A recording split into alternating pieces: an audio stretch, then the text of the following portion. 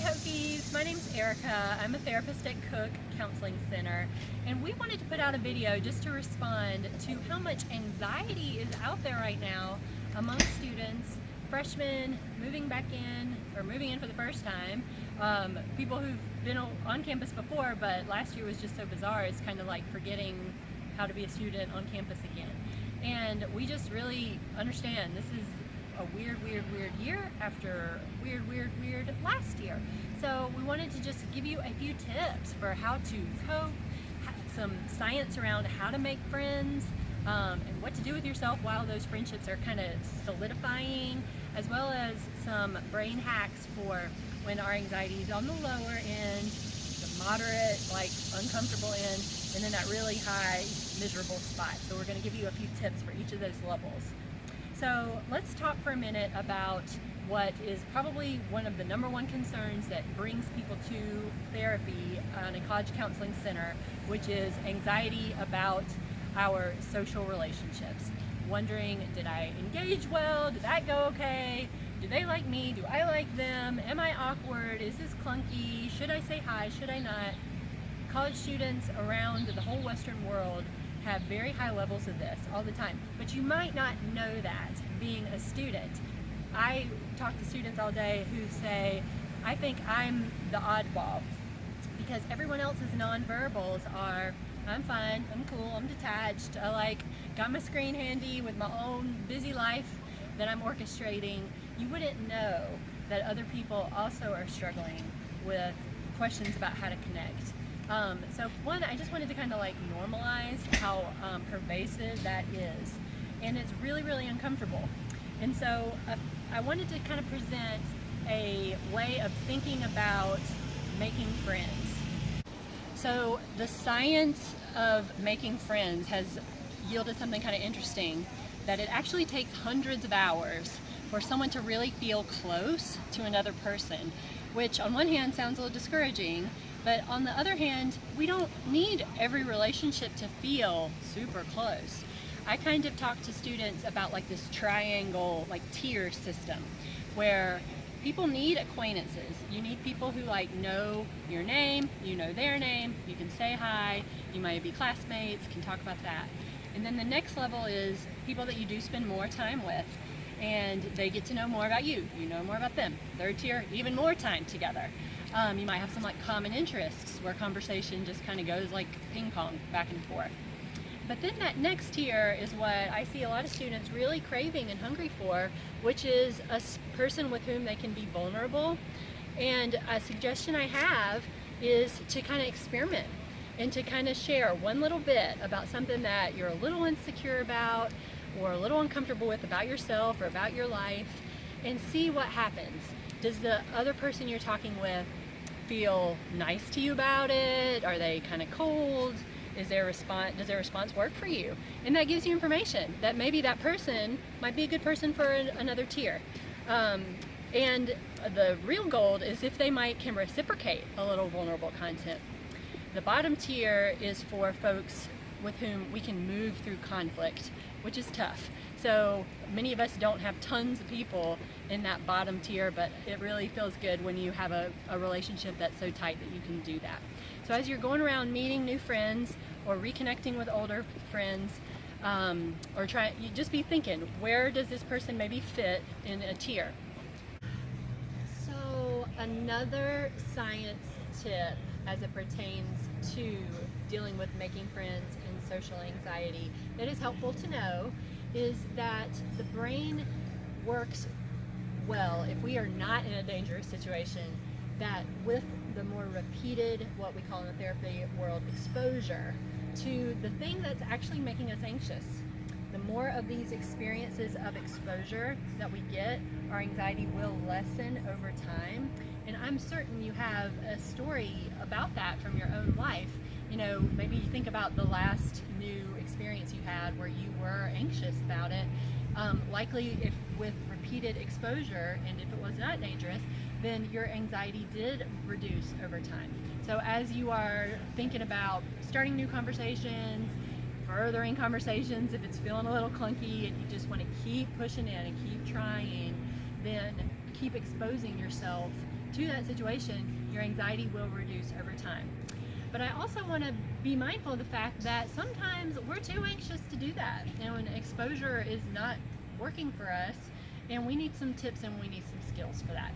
So let's talk for a little bit about when our anxiety is on the lower end of a spectrum. I'm going to refer to the spectrum as like a 0 to 10 scale. So low would be like 1, 2, 3, 4-ish, and all of us have this at some point in time. And a little fascinating tip is that excitement and nervousness are on the same branch of the nervous system. So sometimes that nervous feeling could be a mixture with excitement in there. But let's talk for a second about some things that we can do to calm and soothe our nervous system in that point. So you've probably heard this, but let me explain why deep breathing can be helpful here. When I'm nervous, my brain is just racing all around, right? And that's kind of happening here in the front of the brain, whereas anxiety and the amygdala and some of the more emotional centers are more in the mid to the back of the brain. So deep breathing kind of doesn't deal so much with this. This can be a flurry. It's actually bypassing that and soothing the back of the brain. And it's kind of telling the body, I'm okay. I may not be awesome, but I'm okay.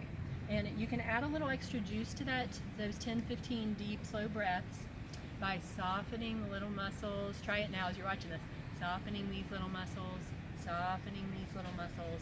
That's physically working the soothing branch of the nervous system to regulate and soothe you and calm you down in that moment. Some other things for when we're at the low end is getting more active, moving our body in some way, practicing some exposure, or doing some writing. I am a huge fan of journaling because the science supports that it is really, really helpful for us as humans. It kind of merges these two parts of the brain in a really cool way, and it's kind of a way of like being with yourself with less anxiety usually. And another brain tip is that it is like kind of impossible for the brain to hold creativity, and that can look lots of different ways with panic. The brain can't hold both those things at once. So if you can create something, that's great for a lot of different spots on that anxiety spectrum. So those are a few tips for the low end. Let me teach you a couple things for the moderate end, the more like 5, 6, 7 branch of where we're at. For the moderate end of stress and anxiety, I would suggest doing a couple different things. One might be to tense the muscles of your body as you're practicing that deep breathing and release. So tense them up on the inhale and then release them on the exhale. Again, that's communicating to the back of the brain. Some other things would be to try to activate your 5 senses. And you can spend like 10 seconds on noticing and giving words for everything you can see around you, everything that you can hear around you. Go through each of your 5 senses and try to take in as much information as you can.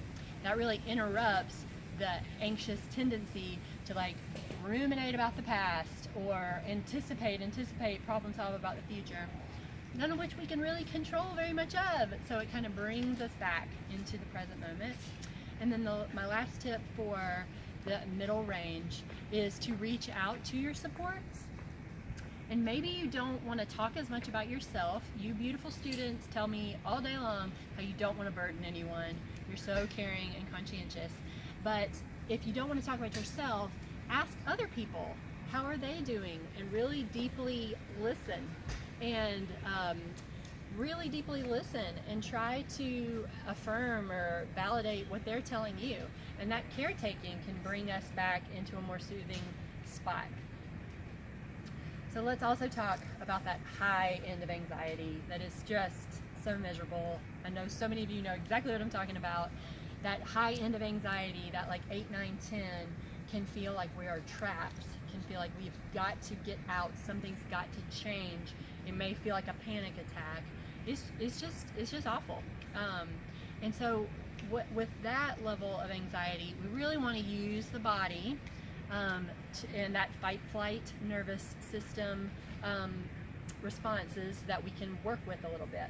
So for one thing is we can actually trick the brain into thinking we've already fought or already fled by, like, actually, if you're anxious and tense and your heart's racing, actually try to elevate that, and then what goes up must come down. So people can do this with a burst of exercise. You don't have to like get dressed for the gym or anything, but do 90 seconds of jumping jacks as hard as you can, run in place, go to sprint somewhere if you can. Do as many push-ups as you're able. So if you are physically able to do that burst of exercise, that can regulate you back down so that you can use some of those other coping skills that I'm teaching you about. Another thing to try is to use cold. So take a cool shower, cold ice. Wash your face with really cold water. That initiates the body's dive reflex, which again soothes and calms you down. And lastly, I'm going to teach you something from yoga, which is, you don't have to know much about yoga to do this, but if you lay on the ground and put your butt up against a wall and raise your legs on the wall and try to relax your body in that awkward posture, your blood will come to your abdomen and again will slow your heart and your breathing down. And you don't have to stay that way long. It's uncomfortable if you stay more than like 45 seconds probably, but that's a way to kind of soothe and slow you down so that you can use some other coping. So those are a few tips to try. The brain science right now is so fascinating. We have so many options and tips and tricks and hacks. I'd like to share with you a little bit about some resources as well, if you'd like to discuss this further. If you're on campus, I really think the world of our RAs. They have been trained up one side and down the other in so many resources on campus. So definitely want to give them talk to them. They're often really good listeners and know of lots of different ideas of how to feel a little bit more connected. Also, the wellbeing.vt.edu website can plug you into a lot of different ideas and resources, as well as the Experience VT app has lots of different ideas to help. And then, of course, Cook is here for our students. We have walk-in crisis hours during the day, but if you can wait, go ahead and call and get our schedules for a Cook Connect appointment, which you can learn about online, so that we can talk about different resources and talk about the ways that Cook can support our students through individual therapy, our really popular groups that are really awesome, as well as psychiatry. And lastly, just so you know, Cook is available after hours for crises as well. If you really just have to talk to somebody that minute and absolutely cannot wait, or you're really worried about a friend, then you can call us after hours, and we therapists rotate on-call system. So I hope you've enjoyed this video. I am sorry it is so hard this year. We feel that and see that and want to be there for you guys.